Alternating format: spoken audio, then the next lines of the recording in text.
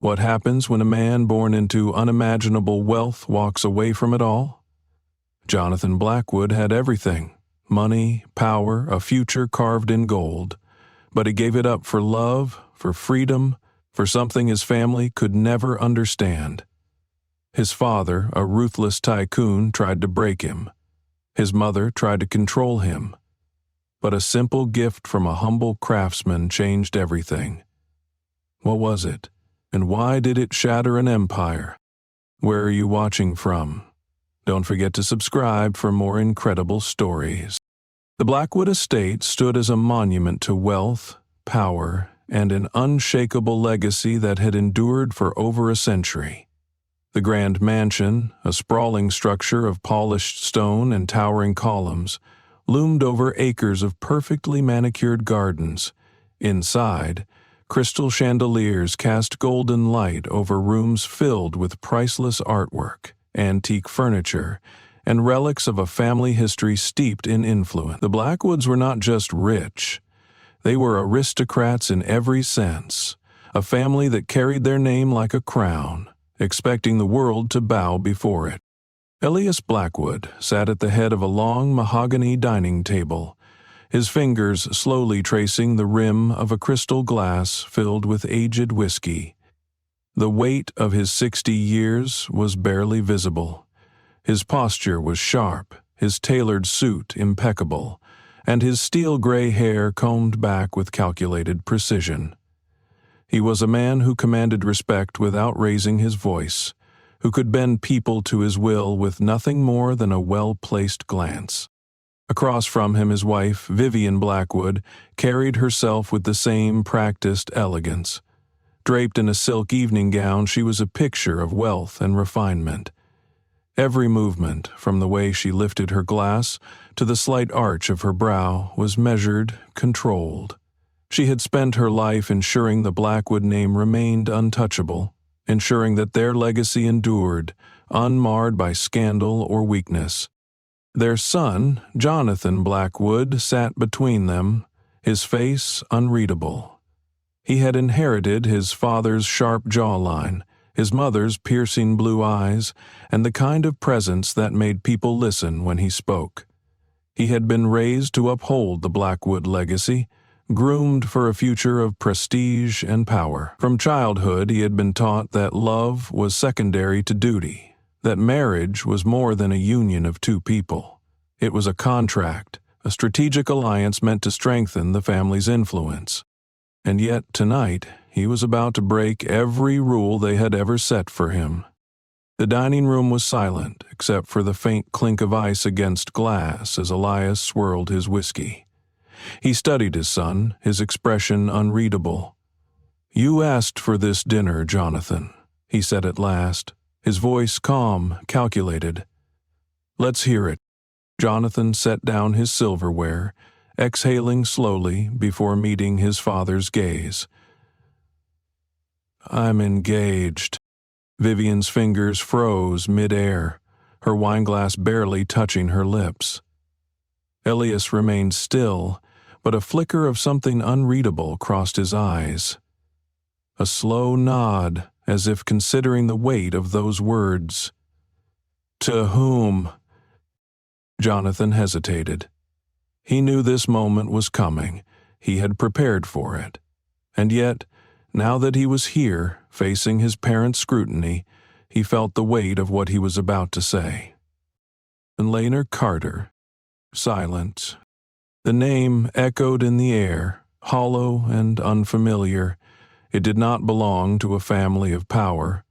It carried no legacy, no history among the elite. It was not the name of someone they had carefully vetted, someone they had whispered about in the lavish halls of high society. Vivian was the first to recover. She placed her glass down gently, smoothing out the napkin on her lap before speaking. "And who is Lena Carter?"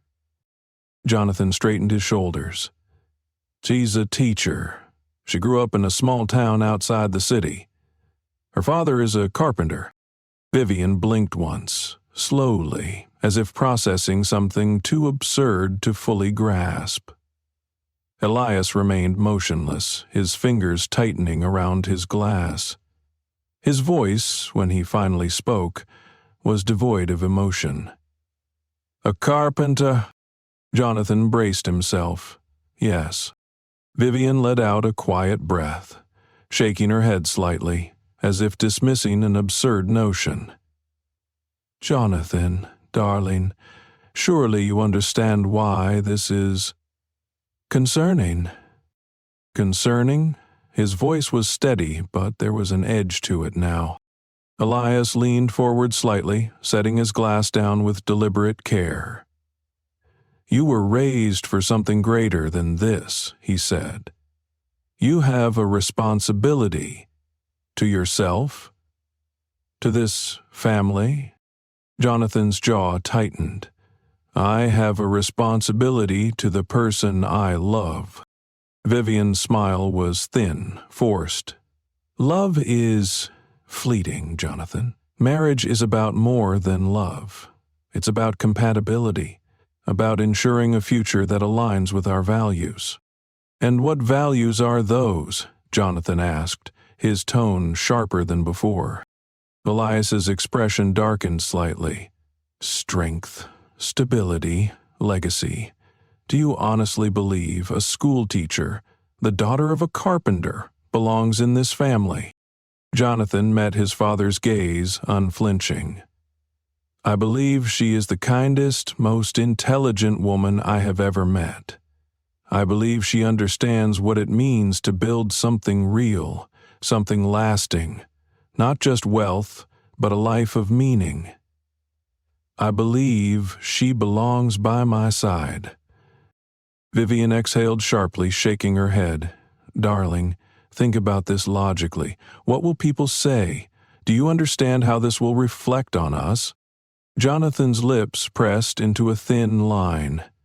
"I don't care what people say."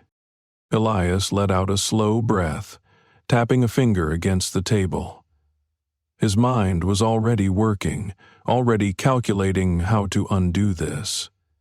His voice was measured, dangerously calm. "We'll meet them." Jonathan narrowed his eyes. "What?" "You heard me," Elias said. "If you insist on this engagement, then we will meet them. Your fiancé, her father." Vivian nodded, her expression unreadable. "Yes, after all, family is the most important thing." Jonathan knew what they were doing. This wasn't an acceptance. It was an evaluation, a test. They wanted to see for themselves, to judge Lena and her father, to find some reason, any reason, to declare them unfit, to remind him of the difference between their world and the one he was attempting to bring into it. Jonathan's fingers tightened around his napkin, but he forced himself to remain calm. "Fine," he said. "We'll arrange a dinner." Elias gave a slow nod. "Good. Then we'll see if this woman truly understands what it means to be part of the Blackwood family." Jonathan didn't respond. He knew that, in his parents' eyes, Lena had already failed the test before it had even begun. That night, as Jonathan left the estate and stepped into the cool night air, he felt a weight settle in his chest. He knew his parents. He knew their world, and he knew they would never willingly accept Lena, not because of who she was, but because of what she represented. She was a challenge to everything they had built, a threat to their carefully curated image of perfection. But as Jonathan drove away, his thoughts drifted to Lena, to her laughter, to the way she made even the simplest moments feel meaningful. And in that moment he knew one thing with absolute certainty. He wouldn't let them take her from him, no matter what it took. The Blackwood estate was quiet, but the silence was heavy with unspoken words.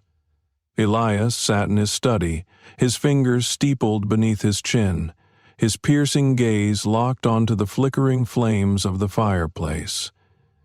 The news of Jonathan's engagement had settled in his chest like a stone, immovable and unwelcome. His son, the heir to the Blackwood name, was throwing away centuries of legacy for what? A woman with no pedigree? A schoolteacher with no standing? A carpenter's daughter? Vivian sat in a nearby chair, her silk robe draped elegantly around her, her expression perfectly neutral. But Elias knew her well enough to see the barely contained fury behind her cold blue eyes.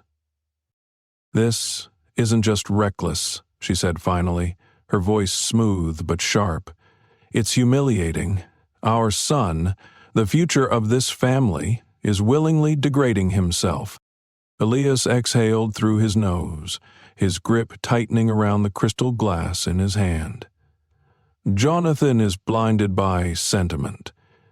He doesn't understand the ramifications of his actions." Vivian leaned forward, her fingers gliding over the pearls around her neck, her voice dropping lower. "We can't allow this." Elias turned to her, his jaw tight. "We won't. But we need to be strategic." Vivian's lips curled slightly, her mind already working. "If we push too hard, he'll rebel. But if we allow him to believe we're open to this, we can control it." Elias's eyes flickered with understanding. He set his glass down and reached for the phone. "I want a full background check on Lena Carter and her father. Financial records, employment history, any sign of weakness." Vivian smiled approvingly. "We'll find something. Everyone has a flaw." Elias wasn't so sure. He had seen Jonathan's resolve at the dinner table, the way his son had defended this woman. There was a dangerous certainty in his voice, something Elias hadn't heard before. But certainty could be broken. Jonathan knew something was coming. He could feel it in the way his father had nodded so easily, in the way his mother's smile had been just a little too poised. They weren't accepting Lena. They were preparing for war. That's why when he arrived at Lena's apartment the next evening, he was already tense. She opened the door with a warm smile, dressed in a soft sweater and jeans, her brown eyes lighting up when she saw him. "Hey," she greeted, stepping aside to let him in. Jonathan kissed her forehead, inhaling the familiar scent of her, vanilla and something distinctly her. He felt some of the tension in his shoulders ease, but not enough. He couldn't shake the feeling that a storm was coming. "They want to meet you," he said after a moment. Lena stilled. "Your parents?" Jonathan nodded, studying her reaction. She exhaled slowly, crossing her arms as she leaned against the kitchen counter. "I take it this isn't a friendly invitation?" Jonathan ran a hand through his hair, letting out a bitter chuckle. "No, this is an assessment." Lena shook her head, an amused but resigned smile playing on her lips. "They don't think I'm good enough for you." Jonathan's throat tightened. "They don't understand you." "They don't want to," she corrected, watching him carefully. "You know that, right?" Jonathan did. But he also knew his parents well enough to understand that if they were willing to meet her, they had an agenda. "It doesn't matter," he said. "I love you.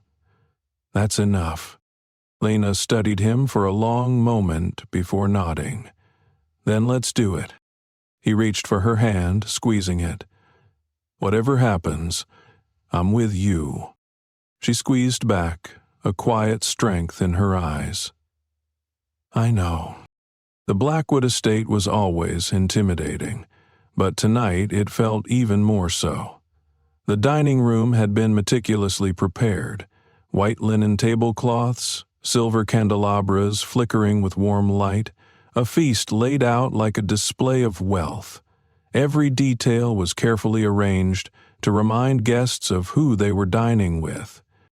Elias and Vivian stood near the grand fireplace, their expressions unreadable as Jonathan and Lena entered. Lena was poised, dressed in a simple but elegant navy dress, her hair pulled back neatly. She walked beside Jonathan with confidence, but Jonathan could feel the tension in her shoulders. Vivian was the first to step forward. "Lena," she greeted, offering a perfectly measured smile. "Welcome to our home." "Thank you for having me," Lena said smoothly, shaking her hand. Elias, ever the strategist, remained silent, merely nodding in acknowledgement as his sharp gaze assessed her. They moved to the dining table, and as they settled into their seats, the air was thick with unspoken words. The first few minutes were polite, almost painfully so. Vivian led the conversation, asking Lena about her work as a teacher, her interests, her background. But underneath the civility, there was something else. A quiet, calculated evaluation.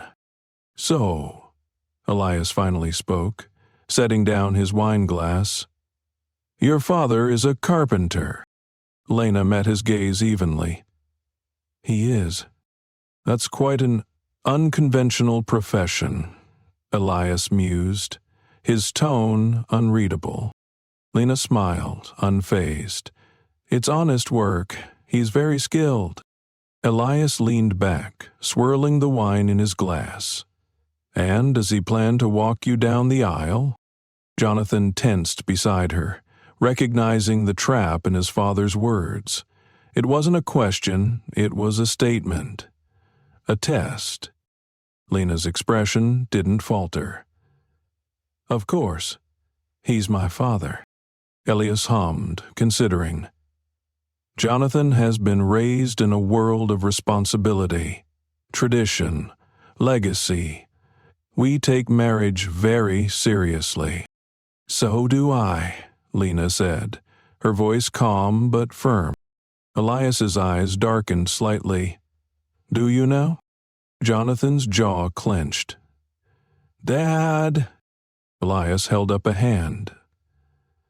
"I'm simply trying to understand how someone from such a different world could possibly comprehend the weight of what it means to be a Blackwood." Jonathan opened his mouth to respond, but Lena beat him to it. "I don't think wealth defines responsibility," she said, her tone even. "I think character does." For the first time, Vivian's composed expression wavered slightly. Elias let out a soft chuckle, shaking his head as he lifted his glass. "Character is a luxury the weak use to comfort themselves." Lena didn't blink. "That sounds like something a man with too much money and not enough substance would say." Silence. Vivian's wine glass froze mid-air. Jonathan's breath caught in his throat. Even Elias stilled for a moment, his sharp gaze locking onto Lena. Then, slowly, he smirked. "You have a sharp tongue. I was raised by a man who taught me never to be intimidated by those who think money is power," Lena replied. Jonathan felt something tighten in his chest. Not fear, not anxiety, but pride. Elias studied her for a long moment before setting his glass down. "Well," he said, his voice unreadable, "this dinner just got interesting." Vivian quickly stepped in, smoothing over the tension with a practiced laugh. "Let's not make this an interrogation. Lena, tell us, what was your childhood like?" Lena smiled politely. "It was wonderful. My father worked hard and he taught me to appreciate things that couldn't be bought. Our home wasn't big, but it was filled with love, and I was raised to believe that real wealth isn't measured by money. It's measured by the lives we touch." Vivian pressed her lips together, but Elias merely nodded. Jonathan could see it now. They weren't going to accept Lena. But they also weren't going to dismiss her outright. Not yet. His father was a man who played the long game, who chipped away at people until they bent to his will. But Lena wasn't the bending type. Dinner continued with an air of quiet hostility, an undercurrent of a battle yet to be fought. And Jonathan knew, without a doubt, that this was only the beginning. Jonathan gripped the steering wheel tightly as he drove along the winding roads that led away from the Blackwood estate. The night air was thick with tension, the echoes of the dinner conversation still playing in his mind. He glanced at Lena, who sat beside him in the passenger seat, staring out the window. Her fingers were interlaced in her lap, her posture tense but composed. "That was brutal," Jonathan muttered. Lena let out a quiet breath, finally turning to look at him. "I expected worse." Jonathan gave her a small, humorless smile. That was them being polite. She shook her head. "Your father doesn't intimidate me, Jonathan." He believed her. She had stood her ground against Elias Blackwood in a way that most people wouldn't have dared. She didn't cower under the weight of his presence, nor did she try to win him over. She simply was herself, unapologetically. Jonathan reached over, lacing his fingers through hers. "I know he doesn't. But that doesn't mean they'll stop trying to make this as difficult as possible." Lena tilted her head slightly, studying him. "Do you think they'll ever accept me?" Jonathan exhaled. "I don't know if they're capable of accepting anyone outside their world." He squeezed her hand gently. "But that doesn't change anything for me." Lena offered him a small smile, though a shadow of unease lingered in her eyes. "Let's see how they feel after they meet my father." Jonathan wasn't sure what to expect from that meeting. He had never met Benjamin Carter, only heard the stories Lena told of him, how he had raised her alone after her mother passed away, how he had built the very home she grew up in with his own 2 hands. He wasn't an ordinary man. And yet, Jonathan knew that none of that would matter to Elias and Vivian Blackwood. The Carter home was small but welcoming, a stark contrast to the Blackwood estate. The white wooden exterior was worn by time but well cared for, the front porch adorned with hand-carved rocking chairs, their intricate designs unmistakably crafted by Benjamin Carter himself. As Jonathan pulled into the driveway, he spotted the man standing on the porch, waiting. Benjamin Carter was a tall, broad-shouldered man in his 60s, his hands rough and calloused from a lifetime of work. His graying hair was cropped short, his posture relaxed but strong, and his sharp eyes, the same warm brown as Lena's, studied Jonathan with quiet intensity. Jonathan stepped out of the car and walked around to open Lena's door. She smiled at him before stepping forward. "Dad." Benjamin's face softened as Lena approached, and he pulled her into a firm embrace. "There's my girl," he said, his voice deep and steady. Jonathan stood a few steps away, unsure of what to do. Benjamin finally looked at him, his expression unreadable. "So, you're the one my daughter's been talking about." Jonathan nodded and stepped forward, offering his hand. "Jonathan Blackwood, sir." Benjamin looked at his hand for a moment before shaking it. His grip was strong, firm, but not aggressive. "Benjamin Carter." There was a pause before Benjamin motioned toward the door. "Come inside. Let's talk." The interior of the Carter home was filled with warmth. The scent of aged wood and something faintly spicy lingered in the air. The furniture was handmade, each piece carved with care. Unlike the Blackwood estate, which displayed wealth like a trophy case, this house carried the weight of a life well lived. Jonathan followed Lena and her father into the kitchen, where Benjamin poured them each a cup of tea. He moved slowly but deliberately, his hands steady despite the years of labor they had endured. "So," Benjamin said finally, leaning back in his chair, his gaze settling on Jonathan. "You want to marry my daughter?" Jonathan straightened his posture. "Yes, sir, I do." Benjamin exhaled through his nose, nodding slowly. Jonathan hesitated. "They have their concerns." Benjamin let out a low chuckle. "Ha! That's a polite way of putting it." Lena sighed, rubbing her temples. "They think I'm beneath them." Benjamin didn't react, but Jonathan saw the flicker of something sharp in his eyes. "Is that so?" Jonathan cleared his throat. "It's not about you, sir. It's about control. My parents believe that the only marriages worth having are the ones that serve a purpose in their world. They think legacy is about money and power." Benjamin took a sip of his tea. "And what do you think?" Jonathan didn't hesitate. "I think they're wrong." Benjamin studied him for a long moment before nodding. "Good." Lena reached for her father's hand. "You'll come to dinner, right? They want to meet you." Benjamin's expression didn't change, but his fingers tapped lightly against his mug. "And what do they hope to accomplish by meeting me?" Jonathan sighed. "They think they can judge whether or not you belong." Benjamin let out a quiet laugh, shaking his head. "I see." Lena frowned. "Dad?" He held up a hand. "I'll be there."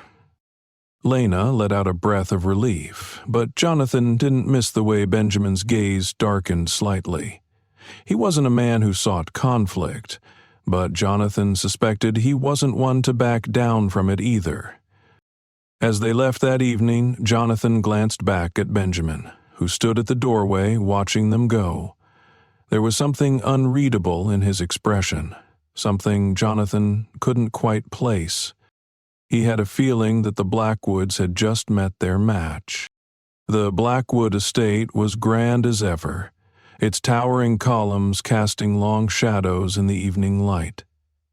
Inside, the dining room had been arranged with meticulous care, polished silverware, pristine table settings, and an air of quiet superiority. Elias and Vivian stood by the fireplace, waiting. When Jonathan and Lena arrived with Benjamin, the contrast was immediate. Benjamin walked with a slow, steady gait, his old but well-pressed suit fitting comfortably on his broad frame. He carried himself not with arrogance, but with the quiet confidence of a man who had nothing to prove. Elias and Vivian took him in, their polite smiles carefully constructed. "Mr. Carter," Elias greeted, extending a hand. Benjamin shook it, his grip unwavering. "Mr. Blackwood." Vivian offered a tight smile. "Please, have a seat." As they settled around the table, the tension was palpable. The meal began with pleasantries, but it wasn't long before Elias steered the conversation where he wanted it. "So, Mr. Carter," he said, setting down his glass, "Jonathan tells us you're a carpenter." Benjamin nodded. "That's right. Been working with wood my whole life." Elias tilted his head slightly. That's admirable. You must find it fulfilling?" Benjamin met his gaze evenly. "I do. There's something about building something with your own hands, knowing that it will last long after you're gone." Vivian's fingers twitched against her napkin. "And is this a family trade? Something passed down through generations?" Benjamin's lips curled slightly. "In a way, my father was a craftsman, his father before him. We don't measure our legacy in wealth. We measure it in what we create." There was a slight shift in Elias's expression, but it was gone as quickly as it appeared. "Interesting," he said, though his tone was anything but. Vivian gave a carefully measured smile. "Well, every family has its own traditions." Benjamin nodded. That they do. Elias leaned forward slightly. Tell me, Mr. Carter, what do you intend to give your daughter as a wedding gift? Jonathan felt Lena tense beside him. It was a challenge, a way to remind Benjamin that he had no wealth, no extravagant offering that could compare to what the Blackwoods could provide. But Benjamin simply took a sip of his wine, unbothered. Something meaningful. Elias's lips curled slightly, as if amused. I see, but he didn't. Not yet. Jonathan glanced at his father, then at Benjamin. He could tell this dinner wasn't about acceptance. It was about battle lines being drawn. And the war had only just begun. The Blackwoods were not used to losing control. Every aspect of their lives was a carefully curated performance, orchestrated to ensure that their name remained untouchable. The dinner with Benjamin Carter had not gone as expected. Elias had not been able to intimidate him, and Vivian's carefully measured politeness had done little to unsettle the man. Instead, Benjamin had remained unmoved, unshaken by their scrutiny, and his words had lingered long after he left. That was a problem. Vivian sat at the vanity in her private sitting room, carefully removing her earrings. Her movements were precise, but there was tension in her posture. Elias stood by the window, gazing out at the vast estate grounds, his hands clasped behind his back. He's not a fool, Vivian said after a long silence. He knows exactly what we're doing. Elias exhaled slowly. Yes, and he doesn't care. Vivian turned to look at him, her sharp blue eyes filled with something almost like irritation. Most men would have felt the weight of this family pressing down on them. They would have faltered. Elias finally turned from the window, his expression unreadable. That's because most men value the things we do. Vivian arched a brow. And he... Elias shook his head. No, which makes him dangerous. Vivian scoffed. Dangerous? Elias, the man carves furniture for a living. Elias studied her for a long moment before speaking. You misunderstand. We control people through power, through influence. But a man like that, one who has nothing to lose, who places no value in wealth, he cannot be controlled. Vivian frowned, considering his words. So what do we do? Elias was silent for a moment, then turned back toward the window. We remind Jonathan why he belongs here. Vivian's lips curled slightly. You're thinking of the wedding. Elias nodded. They want something small, something modest. We'll give them the opposite. We'll make it a spectacle so grand, so overwhelming, that Jonathan cannot escape what he is. Vivian's smile was slow and knowing, a reminder that no matter what he chooses, he will always be a Blackwood. Elias raised his glass. Exactly. Jonathan should have seen it coming. The moment his parents agreed to the wedding arrangements, he should have known they weren't conceding. They were planning. And within days, it became clear exactly what they were doing. Lena had wanted something simple, a small ceremony in a garden, surrounded by close friends and family, with a reception filled with laughter and warmth. But as the weeks passed, that vision was systematically erased. The guest list grew overnight.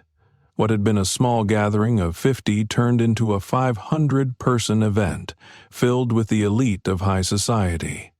The venue changed, moving from a charming outdoor ceremony to the most prestigious ballroom in the city.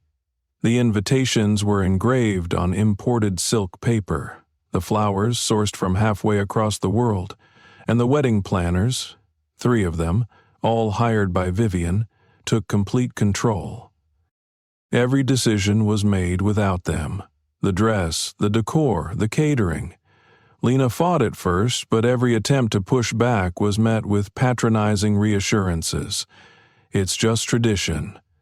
We only want the best for you. You'll be grateful in the end. But Jonathan could see it wearing on her. He saw the exhaustion in her eyes, the way she forced a smile during the endless meetings, the way her voice lost its enthusiasm when she spoke about the wedding. One evening, after another long day of decisions being made for them, she sat on their apartment couch, staring at the elaborate wedding itinerary in her hands. "This isn't my wedding," she murmured. Jonathan sat beside her, rubbing a hand over his face. "I know." Lena looked at him then, her expression quiet but filled with something sharp. "They're doing this on purpose." Jonathan didn't deny it. "Yes." She set the paper down, leaning her head back against the couch. "They're trying to make me feel like I don't belong, like this wedding isn't for me, it's for them." Jonathan reached for her hand. "We can stop it." Lena let out a soft laugh, shaking her head. "Can we?" She gestured toward the mountain of plans. "They've already taken everything, and I let them." Jonathan's jaw tightened. He hated this, hated that they had done exactly what they set out to do, make her feel like an outsider in her own wedding. "They won't win," he said quietly. Lena turned her head, looking at him. "What if they already have?" Jonathan exhaled, squeezing her hand. "I'll fix this." Lena gave him a small, tired smile, but he could see it in her eyes. She didn't believe him. Benjamin Carter watched the destruction of his daughter's dream wedding with the same quiet patience he had watched everything else. He had not spoken against the Blackwoods' interference, had not argued or demanded control, but he had seen. He had seen his daughter shrink under the weight of their expectations. He had seen the light in her eyes dim with every decision stripped from her hands. He had seen how they maneuvered, how they calculated each move with precision. And he had remained silent, because there were battles a man did not fight for his child, but there were also battles a father could not ignore. The night before the wedding, Benjamin sat in his workshop, surrounded by the scent of aged wood and varnish. His fingers traced the surface of the piece he had been working on for months. The wedding gift he had crafted for Lena and Jonathan. A gift that would stand as a reminder of what truly mattered. He had watched the Blackwoods parade their wealth, flaunt their influence. They had built their world on power, on control. They measured worth in possessions, in status. But Benjamin knew better. Legacy was not wealth, it was not power. It was what you left behind in the hearts of those you loved. And tomorrow he would make them understand. The night before the wedding, Elias Blackwood stood in his study, swirling his whiskey as he looked over the final plans. Everything was perfect. Every guest had been carefully selected, every moment of the event curated to showcase the grandeur of the Blackwood name. Jonathan would see. He would see where he belonged, and when the moment came, he would accept it.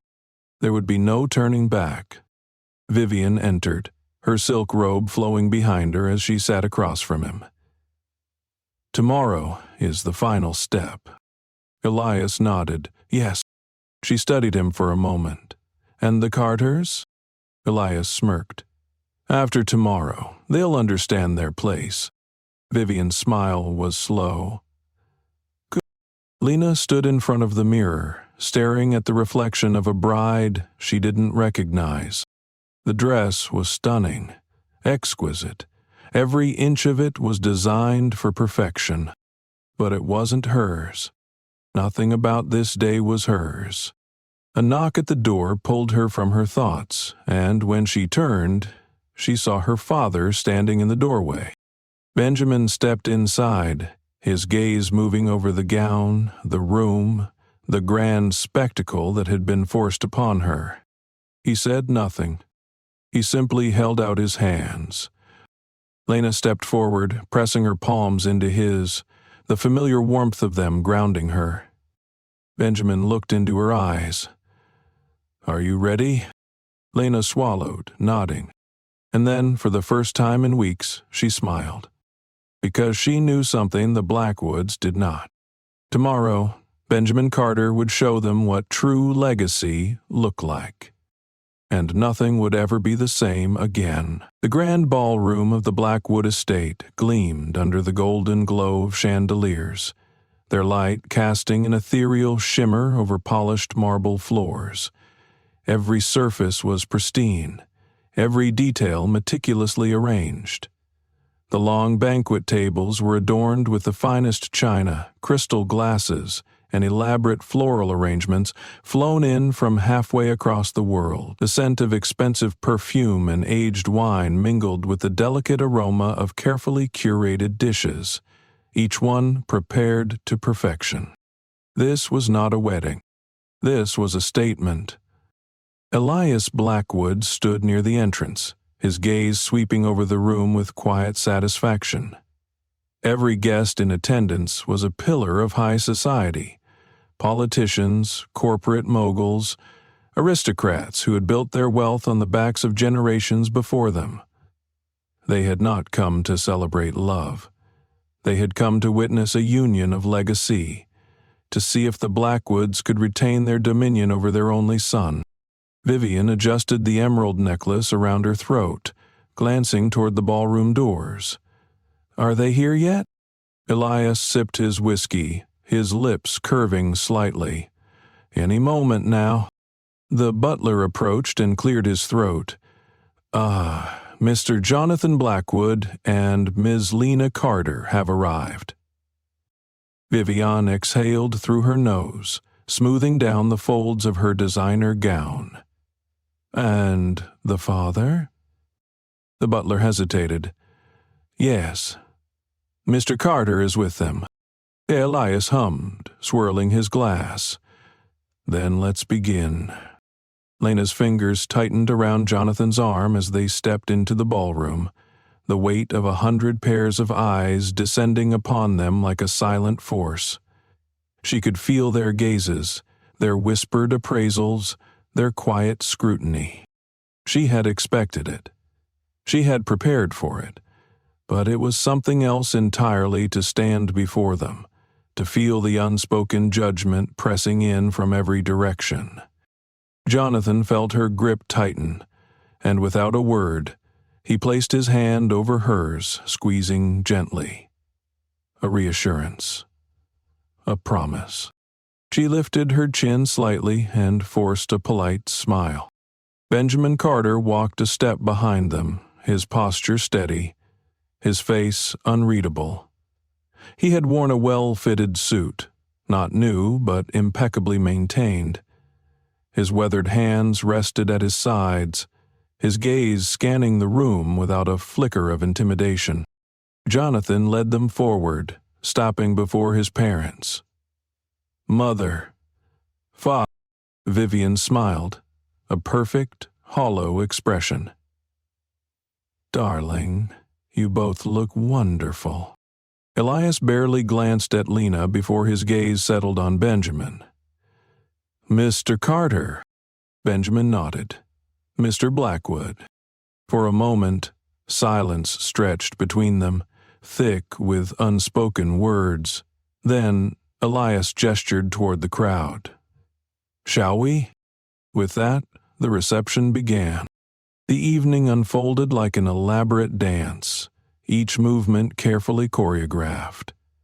The Blackwoods played their roles flawlessly, greeting guests, making polite conversation, ensuring that the image of effortless elegance remained intact. Lena was introduced to people she had never met, subjected to conversations laced with subtle condescension. She smiled through it, though each polite comment felt like a carefully veiled insult. "Oh, you're a teacher. How lovely. Such a respectable profession. And your father is a craftsman? How fascinating. I imagine it must be quite fulfilling working with one's hands." Benjamin, however, remained utterly unfazed. When spoken to, he answered simply and honestly, neither defensive nor apologetic. His lack of concern only seemed to make the aristocrats more uneasy. Elias observed him from across the room, his fingers tapping lightly against his glass. He had expected resistance. He had expected a man desperate to prove himself, to plead for approval. But Benjamin Carter did neither. He simply existed in their world, as if he belonged there. And that was a problem. The time for the gifts arrived, and with it, the true spectacle of the evening. One by one, extravagant offerings were presented to the couple. Rare jewelry, stocks in thriving companies, a deed to a luxurious vacation home. Each gift was a testament to wealth, a demonstration of power. And then, at last, a servant hesitated before stepping forward with something far different. A simple package wrapped in dark cloth. The murmur of the crowd softened to a hush. Elias's lips twitched in amusement. "Ah," he said, his voice carrying through the room. "And this, I presume, is from Mr. Carter?" All eyes turned to Benjamin. He did not react. He merely nodded once. Jonathan and Lena stepped forward. Lena hesitated only a moment before reaching out, her fingers carefully undoing the cloth. The wrapping fell away, revealing an intricately carved wooden mask. Gasps rippled through the room, followed by an eerie silence. It was beautiful. The wood, dark and polished, carried patterns so detailed that they seemed almost alive, as if the very essence of time had been carved into its surface. The hollow eyes of the mask seemed to see into the soul of the room, and the craftsmanship, the sheer artistry of it, was undeniable. A whisper of confusion spread among the guests. A mask? At a wedding? Someone chuckled under their breath. Another murmured something too low to hear. The tension in the room was shifting, not openly hostile, but thick with disbelief. Vivian, ever the poised hostess, tilted her head slightly. "How unique," Elias smirked. "Does it hold some special meaning, Mr. Carter?" Benjamin stepped forward, his movements slow, deliberate. He rested his hand on the mask, his fingers tracing its surface as he spoke. "This mask," he said, his voice steady, "was carved by my great-grandfather. It has been in my family for over 100 years, passed down from father to child, given only on the day of their wedding." His gaze lifted, sweeping across the crowd. "It is a symbol, a reminder of the legacy we carry, not in gold or land, but in the lessons we pass on, in the strength we hold, in the love we protect." Silence. True silence. The kind that carried weight. Elias's smirk faltered slightly. "I see," he said, though his voice lacked its usual confidence. Vivian's fingers twitched against her napkin. Jonathan stepped forward then, lifting the mask carefully in his hands. He turned it over, studying it, his fingers brushing over the intricate patterns. "This," he said, his voice unwavering, "is the most valuable gift we've received tonight." The hush in the room deepened. Some guests shifted uncomfortably. Others looked at the mask with newfound curiosity, perhaps even admiration. A few, particularly those who prided themselves on their vast collections of rare art, seemed almost envious. Elias' jaw tightened. Vivian forced a smile. "Of course," she said smoothly. "Such traditions are admirable." Benjamin met her gaze evenly. "Some traditions hold more worth than wealth ever could." Another silence. And then, for the first time, Elias Blackwood had nothing to say. Lena reached for her father's hand, squeezing it, her eyes bright with emotion. "Thank you," she whispered. Benjamin simply smiled. But in that moment, something had shifted. Something the Blackwoods could not undo. The richest family in the room was no longer the Blackwoods. It never had been. The air in the grand ballroom had changed. Where there had once been an easy flow of conversation, a hum of wealth and power wrapped in polite pleasantries, now there was silence. Heavy, suffocating silence. The wooden mask sat between the glittering gifts of gold, diamonds, and land, a stark contrast to the extravagance surrounding it. And yet it was the only thing in the room that felt truly valuable. Jonathan held the mask with both hands, turning it over slowly, studying the craftsmanship, the details carved so precisely they seemed almost alive. It was unlike anything he had ever owned, unlike anything the Blackwoods had ever deemed worthy. Yet, in this moment, it felt more important than all the wealth and privilege he had been raised to worship. "This is the most valuable gift we've received tonight," he repeated, his voice clear, unwavering. A murmur ran through the crowd, guests shifting in their seats, exchanging glances. Some of them, especially those who prided themselves on their extensive art collections, were beginning to see the mask for what it was, a masterpiece, a relic of true craftsmanship. Not something mass-produced, not something to be bought, but something that carried history, meaning, legacy. Elias Blackwood's grip on his wine glass tightened, his knuckles whitening. He had spent his life mastering control. Control over his business empire, his family, and most of all, his son. And yet here was Jonathan, standing before him, holding something that defied all of it. Vivian, ever the poised hostess, was the first to recover. She tilted her head slightly, her smile carefully practiced. "It is quite intricate," she said, her voice smooth as silk, though the tension in her fingers betrayed her discomfort. "Such craftsmanship is certainly rare these days." "It's not just craftsmanship," Benjamin said, his voice even. "It's history." Elias's jaw tightened. "History is built on more than sentiment, Mr. Carter." Benjamin met his gaze without hesitation. "True history is built on what lasts, not what can be bought." A ripple of tension moved through the room. The guests were watching now, not just out of curiosity, but something else. A sense of unease, of realization. For so long they had measured their worth by numbers in a bank account, by the value of the names attached to the art on their walls. And yet, here stood a man with nothing but a carved mask. A man who carried himself with a carved mask, a man who carried himself with a confidence that none of them could replicate.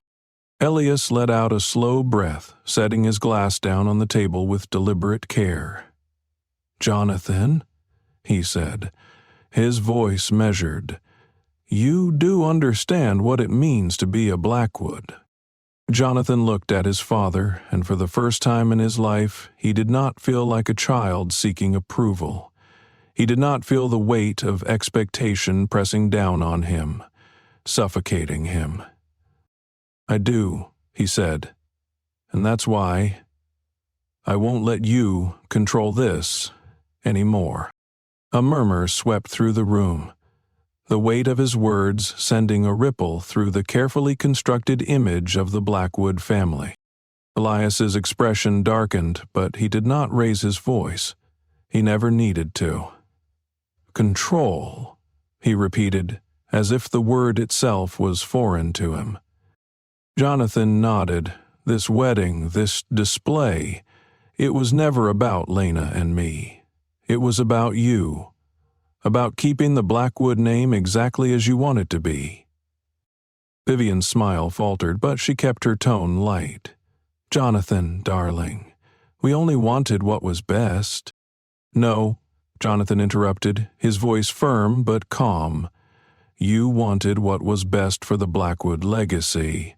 Not for me, not for Lena." A hush settled over the room. No one spoke, no one moved. Elias studied his son, his expression unreadable. "And what exactly do you think your future should be, Jonathan?" His tone was deceptively smooth, but there was steel beneath it. Jonathan lifted the mask slightly, as if presenting it to his father. "Something real." Elias let out a short, humorless laugh, shaking his head. "Real? And you think this?" He gestured toward the mask, toward Benjamin, toward Lena. "Is real?" "Yes," Jonathan said simply. His father exhaled, as if he were speaking to a child who had yet to learn the ways of the world. "Wealth fades, Jonathan. Power fades. The only thing that lasts is the ability to secure your place in the world." Benjamin's voice cut through the tension. "You're wrong." Elias turned his gaze toward him, his expression unreadable. "Am I?" Benjamin stepped forward, placing a hand on the mask. "Empires fall. Fortune is lost. But the things we pass down, the lessons we teach, the love we leave behind, that's what lasts. Not money, not status. This," he tapped the wood gently, "has survived over 100 years. How many of your investments will last that long?" Elias said nothing, but the room had shifted. The guests, the ones who had once laughed quietly at Benjamin Carter, were no longer amused. Some looked at the mask with something close to admiration. Others seemed uncertain, as if they were realizing, perhaps for the first time, that their wealth did not make them untouchable. Jonathan turned to Lena, his fingers tightening around hers. "We're leaving." Vivian stiffened. "Jonathan." "Don't be dramatic." Jonathan shook his head. "This isn't drama, it's reality." He looked at his father one last time. "You built this life on the belief that money is everything, but you were wrong." Elias's jaw twitched, his fingers curling into a fist. "And what do you think you'll do without the Blackwood name?" Jonathan smiled, a small, knowing smile. "I think I'll be just fine." The room fell silent. For the first time in Elias Blackwood's life, he had lost, and there was nothing he could do about it. Jonathan turned, Lena and Benjamin beside him, and together they walked out of the grand ballroom, leaving behind the world that had tried to own them. Leaving behind the Blackwood name. And in that moment, as the weight of expectation lifted from his shoulders, Jonathan had never felt more free. Elias Blackwood sat alone in his study, the heavy oak doors closed behind him, sealing him in the suffocating silence of his own making. His fingers tightened around the crystal glass of whiskey in his hand, the amber liquid swirling as he turned his wrist slightly. The echoes of the evening still rang in his ears, the murmurs, the whispers, the lingering silence that had followed his son's declaration. Jonathan had left. Just like that. No shouting, no heated argument, No final, desperate attempt to win back his father's favor. He had simply turned his back on the Blackwood name and walked away, as though it had never meant anything to him at all. Elias exhaled slowly, forcing his grip to relax, but his fingers still twitched with frustration. He had built this family. He had taken the fortune passed down to him and multiplied it tenfold. He had ensured that the Blackwood name would never be forgotten, never be reduced to just another old money relic swallowed up by time. His father had once told him that legacy was a delicate thing, that if not carefully preserved, it could vanish like smoke. Elias had listened. He had dedicated his life to making sure the Blackwoods remained untouchable. And yet, here he was. His only son had thrown it all away. For a woman with nothing. For a craftsman who thought history could be carved into wood rather than written in gold. The study door creaked open, breaking the silence. Vivian stepped inside, closing it gently behind her. She moved gracefully across the room, her emerald gown pooling around her as she sat on the chair across from him. For a long moment she said nothing, only watching him with sharp, calculating eyes. Elias sighed. "Say it." Vivian arched a brow. "Say what?" "That I should have handled it differently." She tilted her head slightly, considering. Would it have changed anything? Elias let out a dry chuckle, shaking his head. Vivian leaned forward, resting her elbow on the arm of the chair, her fingers delicately touching her lips. "Jonathan was always stubborn," she mused, "but this is something else." Elias took a slow sip of his drink. "He humiliated us." Vivian didn't disagree. The Blackwood name had been challenged in front of the most powerful figures in society. The whispers would spread like wildfire. For the first time in decades, the Blackwoods had lost control of the narrative. But that wasn't what unsettled her the most. "He meant it," she murmured. Elias glanced at her. "What?" "When he said he was leaving," Vivian continued, her voice quieter now. "He meant it. That wasn't a threat. That wasn't a moment of rebellion. That was final." Elias remained silent, because he knew she was right. Jonathan was gone. Not just physically, not just out of anger. Truly gone. Vivian straightened, smoothing the fabric of her gown. "So what now?" Elias exhaled, setting his glass down on the desk with a quiet clink. "We do what we always do." Vivian's lips curled into something like a smirk. "Control the damage." Elias nodded. "Jonathan made his choice. But the Blackwood name will survive it." Vivian stood, her movements fluid and composed. "Then I suppose we have work to do." As she turned to leave, Elias remained seated, staring at the ice melting in his glass.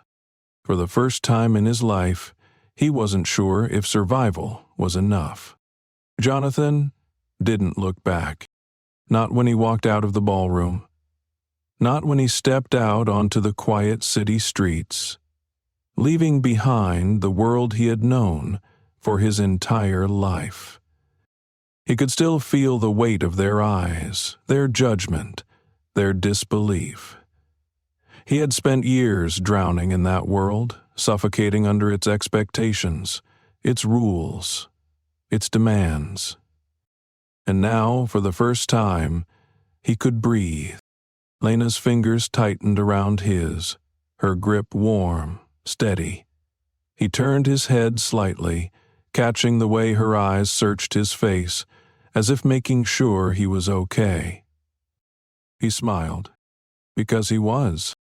Benjamin walked beside them, silent as always, but there was something in his posture, something that told Jonathan he understood. They reached the quiet side street where Benjamin's truck was parked. He pulled out his keys, glancing at Jonathan. "You coming?"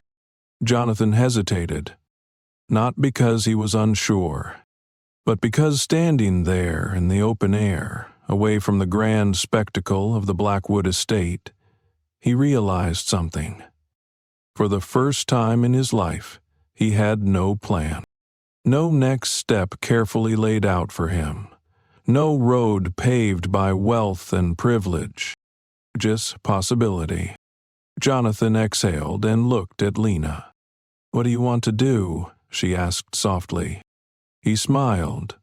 A real, honest smile. "Let's go home."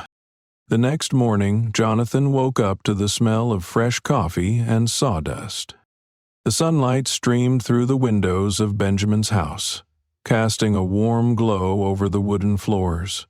He sat up, running a hand through his hair, listening to the quiet hum of morning life, the faint clinking of dishes, the occasional creak of the old house settling. It was so different from what he was used to, and yet he had never felt more at peace. He stepped out into the hallway, following the scent of coffee to the kitchen. Benjamin stood at the stove, flipping something on a pan, while Lena sat at the table, sipping from a mug. She looked up as Jonathan walked in, smiling. "Morning." Benjamin barely glanced at him. "You drink coffee?" Jonathan smirked. "That depends. Is it the good kind, or the kind that makes you question your will to live?" Benjamin snorted. "You'll take what you get." Jonathan chuckled and sat down across from Lena, who handed him a cup. He took a sip, then raised a brow. "Not bad." Benjamin huffed. "You Blackwoods really do have an attitude, don't you?" Jonathan grinned. "Former Blackwood." Benjamin paused, then nodded approvingly. "Better." Jonathan leaned back in his chair, exhaling slowly. This was good. This was real. Lena reached across the table, lacing her fingers through his. "You okay?" Jonathan looked at her. Really looked at her. For so long he had chased things that weren't real. Status, approval, a sense of belonging, in a world that had never truly wanted him for who he was. Now, sitting here with her, with Benjamin, with the scent of coffee and sawdust filling the air, he finally understood.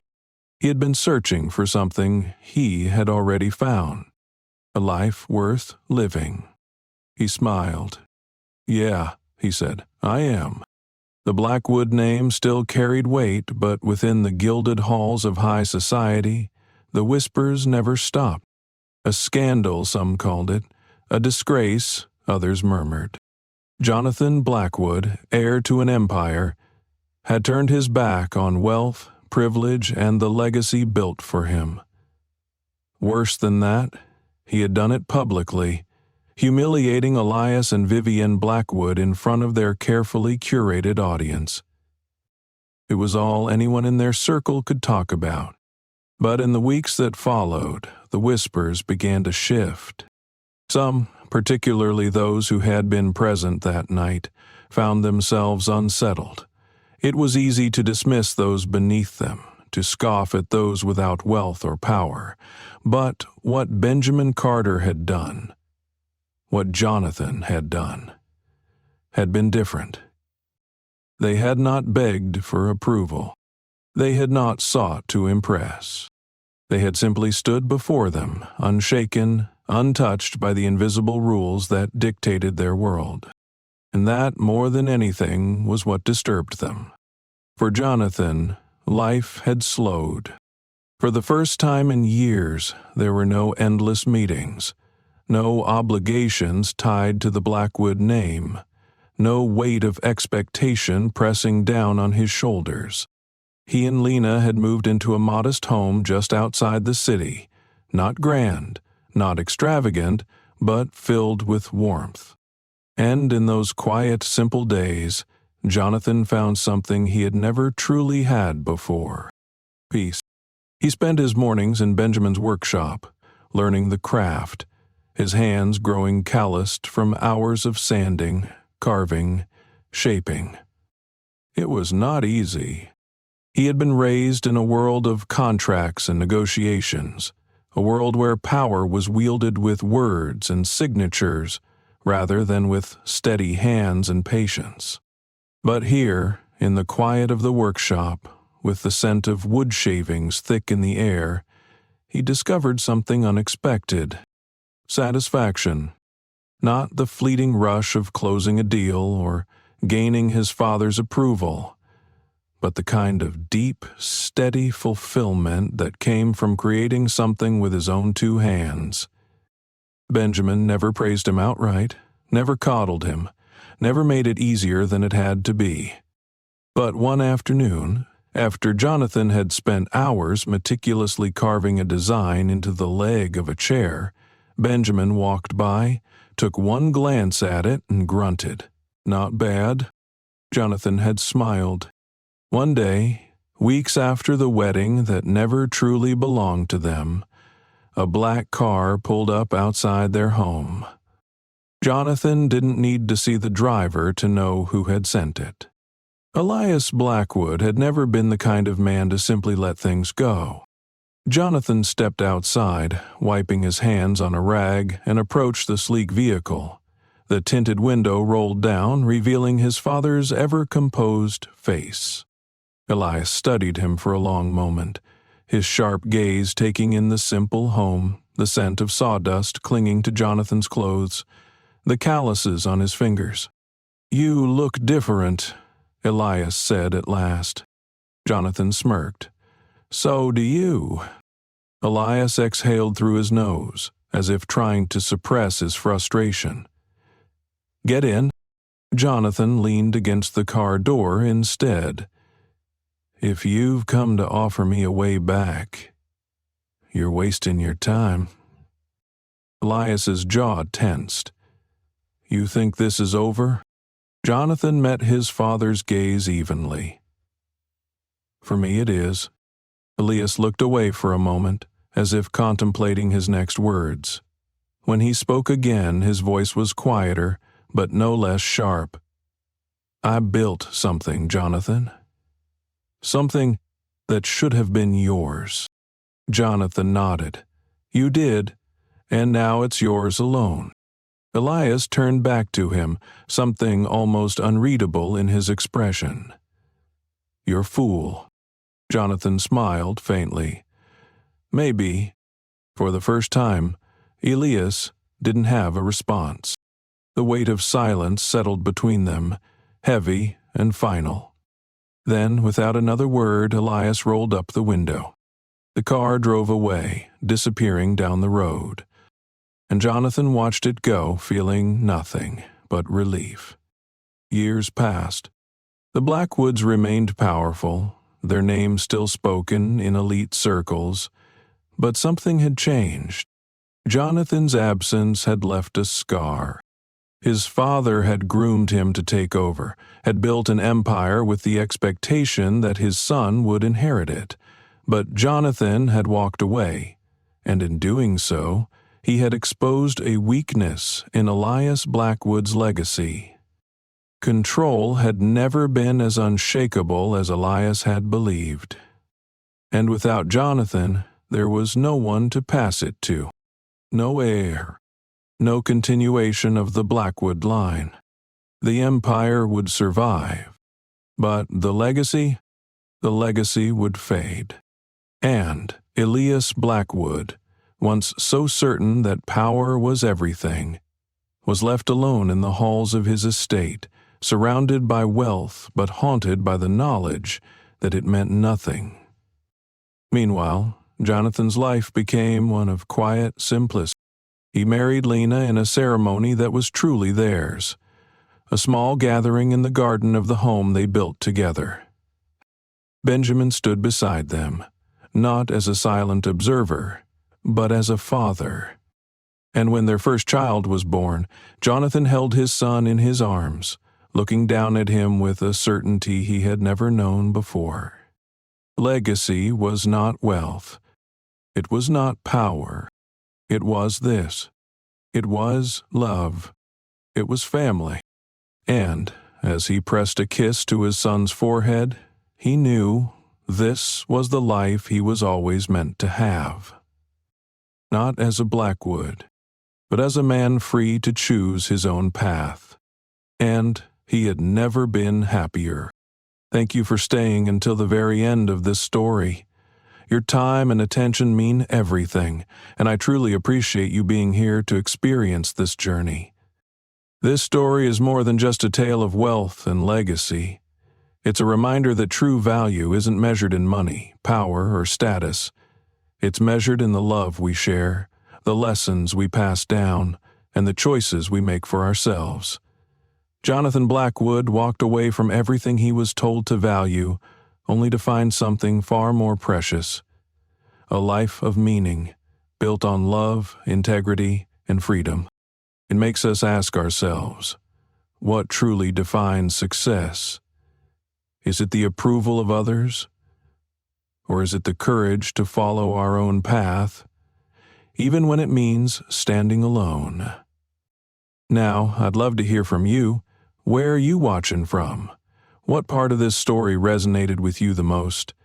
Let's continue this conversation in the comments below. And if you enjoyed this story, don't forget to subscribe to the channel for more compelling narratives that challenge perspectives and inspire change. Thank you again for being here, and I'll see you in the next story.